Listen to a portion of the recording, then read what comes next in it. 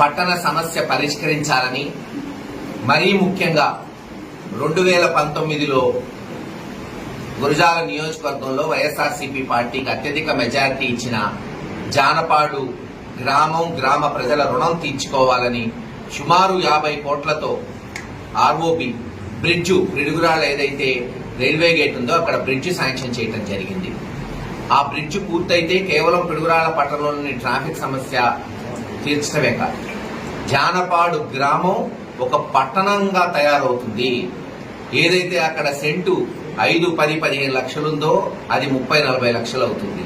ఎకరం 50 లక్షల కోట్ల రూపాయలు, 2 కోట్లున్న ఎకరం 4, 5 కోట్లు అవుతుంది. అక్కడ ప్రజలకి అనేక కాలనీలు ఏర్పడతాయి. ఈరోజు చూస్తున్నాం, ఒక ఆక్స్ఫర్డ్ వస్తేనే ఆ ప్రాంతం ఎంత అభివృద్ధి చెందింది. అటువంటి ఆక్స్ఫర్డ్లు కొన్ని వందలు వస్తాయని ఆ బ్రిడ్జి శాంక్షన్ చేయించాం. ఆ రోజున రాష్ట్ర ప్రభుత్వం నుంచి కేంద్ర ప్రభుత్వానికి ప్రపోజల్స్ పోతుంటే 30-32 ప్రపోజల్స్ పోతే ఎక్కడో 27, 28లో అంకెలో ఉండేది ఆ బ్రిడ్జ్ లిస్ట్ నెంబర్. కానీ కృష్ణబాబు గారిని పట్టుకొని దాన్ని 5కో 6కో తీసుకొస్తే కేంద్ర ప్రభుత్వం కేవలం ఆంధ్ర రాష్ట్రంలో 175 నియోజకవర్గాలు ఉన్న ఆంధ్ర రాష్ట్రంలో 6-7 బ్రిడ్జిలు శాంక్షన్ చేస్తే మనకి గురజాల నియోజకవర్గానికి, పిడుగురాళ్ల పట్టణానికి, జానపాడు గ్రామానికి 50 కోట్ల రూపాయలు పూర్తి గ్రాంట్.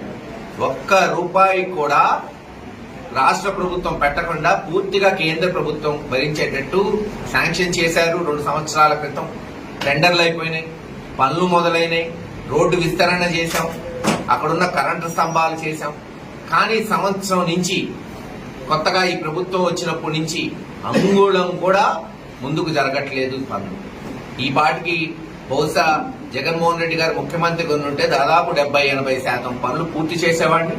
బైపాస్ లో ఎలాగైతే ఒక లైన్ లో ట్రాఫిక్ అందుబాటులో తీసుకొచ్చానో అలా జరిగి ఉండేది. చిన్నగా వచ్చే సంవత్సరం కల్లా పూర్తయ్యేది. ఇప్పటికైనా ఈ ప్రభుత్వాన్ని మొద్దు నిద్ర లేవమంటున్నాం.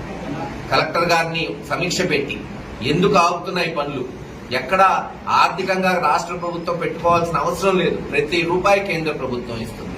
కాంట్రాక్టర్ మీద ఒత్తిడి తీసుకొచ్చి వెంటనే పనులు మొదలుపెట్టి సంవత్సరం 2 సంవత్సరాల్లో ఆ బ్రిడ్జ్ అందుబాటులోకి తీసుకురావాల్సిందిగా డిమాండ్ చేస్తున్నాం.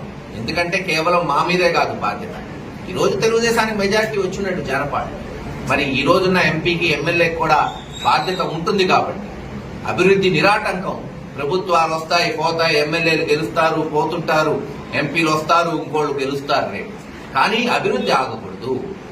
ఆ రోజున మేము నాటిన విత్తనం ఒక వృక్షం అవుతుంది, రేపు ఫలాలు ఇస్తాయి. కేవలం నీళ్లు పోయిండని ఈనాటి ప్రభుత్వ ప్రతినిధులను అడుగుతున్నాం. మేము నాటిన విత్తనానికి జాగ్రత్తగా నీళ్లు పోయండి, అది వృక్షం అవుతుంది.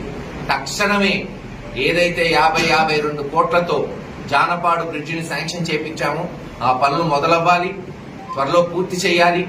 ఒకవేళ అలా కాకుండా వచ్చే 3-4 నెలల్లో పనులు మొదలు పెట్టకపోతే ప్రజాస్వామ్య పద్ధతిలో మా నిరసనలు, మా ఉద్యమాలు ఉంటాయి. ఈ ప్రభుత్వం మీద ఒత్తిడి తీసుకొచ్చి ఆ బ్రిడ్జ్ పూర్తయ్యేట వరకు జానపాడులోని వైఎస్ఆర్సీపీ ప్రతి కార్యకర్త, నాయకుడు పోరాటం చేస్తాడు. పిడుగురాళ్ల పట్టణంలో ఉన్న ప్రతి వైఎస్ఆర్సీపీ కార్యకర్త, నాయకుడు పోరాటానికి ముందుండి ఆ బ్రిడ్జ్ ఎట్టైనా సాధించుకుంటాం. జానపాడు గ్రామ రూపురేఖలు మారుస్తామని తెలియజేస్తాం.